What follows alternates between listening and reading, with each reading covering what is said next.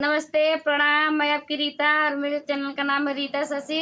और मैं गाने जा रही हूँ एक सोहर गीत। जैसा होगा कमेंट में ज़रूर बताइएगा और मेरे चैनल को लाइक करें, सब्सक्राइब करें। कृपया आगे से आगे बढ़ाएं।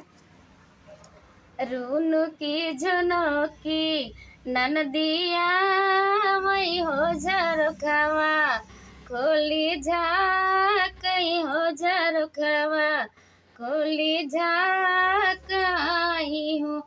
मोरी भौजी तोहरे रसोइया, एक रोटिया होता भूखी, या नेवारित होता भूखी, या नेवारित हो। चौकात है ननदो फूटी गईला बेलाना, तावा टूटी गईला बेलाना, तावा टूट गईला हो।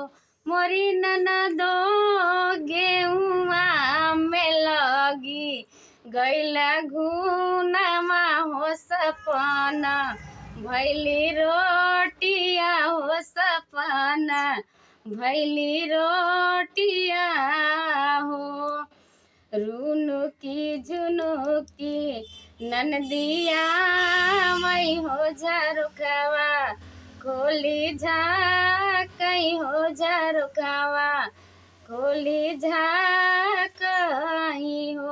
मोरी भौजी तोहरे घड़िलावा, बाट पानिया होता एक बूंद पियावा, तू होता एक बूंद पियावा तू न हो।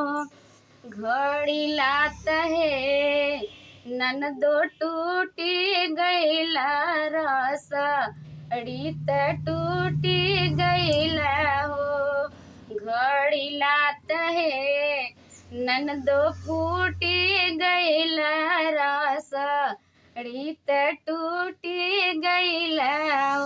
मोरी ननदो गौआ कसुखी, गलकुआ नवा हो सपना, भैली पानिया हो सपना, भैली पानिया हो।